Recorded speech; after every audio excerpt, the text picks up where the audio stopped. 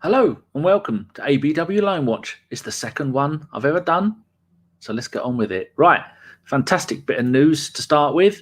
There we have him. Joe Willock went on loan to Newcastle United in the January transfer window. He's there to the end of the season. He made his debut on the right-hand side of a midfield three. They beat Southampton 3-2 at home, and Joe scored, and he got an OPTA rating of 8.2. That is magnificent. Look at him. He's over the moon. He made two key passes, had one shot on goal, and played the whole game. Newcastle United are now 16th in the Premier League. Right, the next one, Mainsley.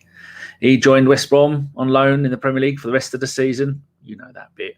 He made his debut in a central midfield 2 away at Spurs, and then West Brom lost 2-0. Quite frankly, West Brom are probably the worst team in the Premier League, easily, for maybe even for quite some time. He got an OPTA rating of 6, which is a little bit harsh. It was the second lowest out of all 14 players that West Brom used at that game.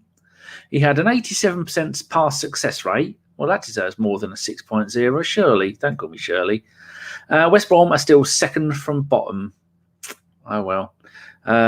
Good luck there, Mainsley, because you are going to need it, because West Brom are god-awful. Next one, it is Konstantinos Mavropanos, centre-back. He's at VfB Stuttgart in Germany to the end of the season. Mav started in Stuttgart's 5-2 away loss to Bayer Leverkusen on the right-hand side of a back three. I should have checked to see what formation they usually play, so pretend I did tell you. He played the full 90 minutes and got a 6.3 rating. Stuttgart are 10th in the Bundesliga and have lost 3 of their last 4 league games. Sad times. Right, here we are. Sead Kolasinac, he has joined Schalke. You know, every time I go to say that, I have it in my head that it's not Schalke, it's Schalke. And then I think that's wrong as well. Anyway, you know what I mean. He's there to the end of the season. Then after that, he's got 1 year left on his deal at Arsenal. So hopefully he'll stay. There again, nothing against the lad. Kola was captain alongside Mustafi at centre-back. Automatically, if you're a Schalke fan, you're going to be thinking, oh dear, this isn't going to be good. They both played the full 90 minutes in the 3-0 home loss to Rasenball Leipzig, because they can't call themselves Red Bull, apparently. Kola got a 5.7 and managed to get himself booked, and Mustafi got a 6.4. They are still rock bottom of the Bundesliga and are 9 points away from the relegation playoff position. Bottom 2 go down. The one above that goes into a playoff with the team that finished 3rd in the Bundesliga 2nd division. Here you go. I thought I'd show you. You gooners watching this, I'm going to make you smile. Here we go. Mustafi sliding along on his arse as his team are getting hammered. Oh dear. Nothing changes, does it? That look on his face of, I don't know what I am doing. I think he's got a German accent. Well, he plays for Germany, doesn't he? I should think he does. And it's probably exactly like that, isn't it? No.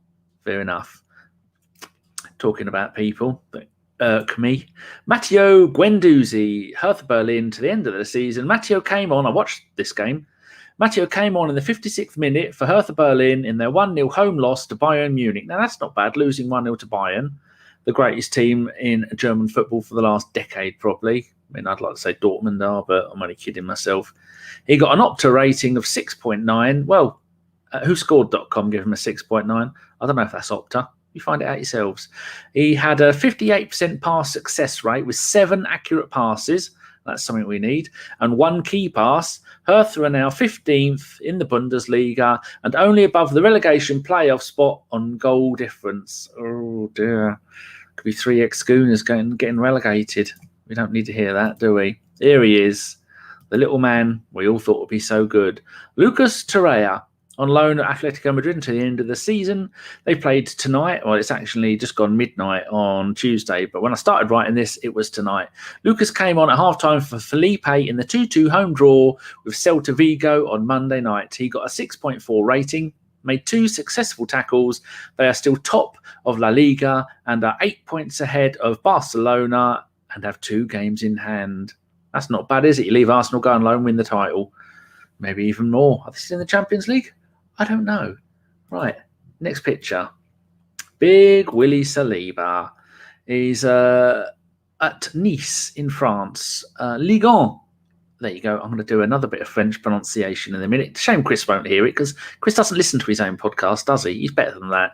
William managed his 4th interview about how much he has been badly treated so far this season by Arsenal and managed to get a game in too. That's nice of him, playing football.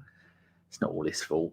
Anyway, on the pitch, I nearly said a nice side. It's not. His Nice side beat, you ready for this, Chris?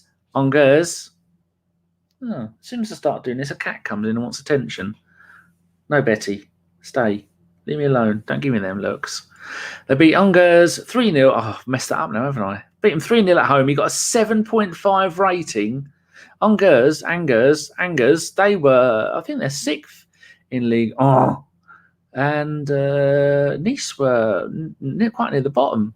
Anyway, he made 8 clearances, 91% pass success rate, which is the most out of both sides, the clearances that is. His Nice side are now up to 13th in League. Oh. There we go. Oh, I have to scroll down a little bit now. I'm working my way through these like a hungry badger. Jordi Osei-Tutu. He's at Cardiff City. I hate the Welsh.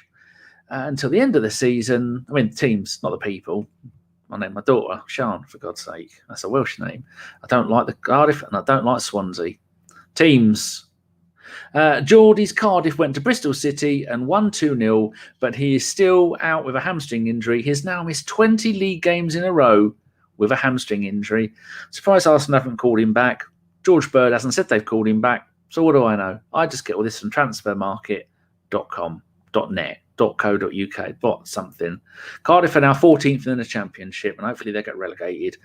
Next one, it's I tried not to use the same pictures I did this time, but poor old Ben Sheaf here looks like he's constipated and his leg's about to come off. He's got not a good look on his face. There again. Who does from living in Coventry? Horrible place. I went there once. It rained. He's there until the end of the season. He wasn't in the squad due to an injury. I found that out thanks to George Bird's arsenalyouth.wordpress, I think it is. Anyway, go find him on Twitter. Coventry do 1-1 at home to Watford in the Championship. Coventry are now 19th, 3 points above the relegation zone. I think they only got promoted last season from League Two. There you go. Now we're going to get a bit of happiness. Right, there we go. Cheeky chappy. Mark Smith. Or is it Matt Smith? Oh, it's Matt Smith. See, I always mess that up. He was on loan at Swindon for the rest of the season, and Swindon were battling relegation. And I think, I wrote here. Oh, I can't tell you now because I'll mess it up and I'm reading it. Anyway, I put Matt left Swindon and joined Charlton in the January transfer window for the rest of the season. He had a great time at Swindon. This is the bit I couldn't tell you before because it would have ruined my flow. Scoring 3 of their 17 league goals. But they were in the relegation zone and Charlton are fighting for promotion. So it's a very, very good move for him. Charlton went to Rochdale and won 2-0. Matt was an unused sub. Charlton are now 6th in the league. In League One, only 5 points from the automatic promotion spot. So if he can do wonders at Swindon, who are quite frankly pants, and he's going to an attacking, free-flowing, wonderful playing team like Charlton, who got promoted 2 seasons ago, then got relegated from the Championship last season. Looks like they're going to almost, I hope they do go back up. Not at the expense of Peterborough, obviously, because that'd be madness. Anyway, good luck to the lad. Nice attacking. There's a video going around Twitter's of all his passing and his vision. He is something I'd like to see at Arsenal next season, getting a few games, because he has the midfield creativity that we so desperately require. Tyrese John-Jules, Doncaster Rovers, end of the season. Tyrese hasn't played since going off injured against Swindon 4 league games ago. His Doncaster side beat Oxford United 3-2 at home. Doncaster are now 3rd in League One and only 3 points behind the leaders, but they have 2 games in hand. So hopefully he'll come back, help them. Actually, that's League One as well, isn't it? So we want Matt Smith and Charlton to get promoted. We want John-Jules to get promoted. I want Peterborough to get promoted. I know 3 into 2 doesn't go, does it? Unless you're John Welsh. Anyway, we'll leave that as it is. Mark. Oh, did I change it? Did I change the picture? Why didn't you tell me? John-Jules, I'm very sorry. And look at him. He's angry. He's celebrating. He could do a job. Right. Mark McGuinness. Hello. It's I don't know where he's from. I'm going to say maybe Irish. I don't know. I did look before. He's the Irish Per Mertesacker. He is on loan at Ipswich Town to the end of the season. Mark got a 7.6 at centre-back as Ipswich won 2-0 at home to Blackpool. Ipswich are now 10th in League One. They were quite near the top for quite a while. Now they've dropped back a bit. It seems like he's having a really good loan there, and they like him. Not a lot. Daniel Ballard, whose team lost to Mark McGuinness's team. He didn't play. He's there at Blackpool to the end of the season. You know they lost 2-0 away to Ipswich because I've just told you, so I'm not telling you again. He has now missed 3 games in a row after playing the full 90 minutes for the 4 previous league games. Blackpool are now 13th in League One. I don't like Blackpool. Probably smells of fish. Next.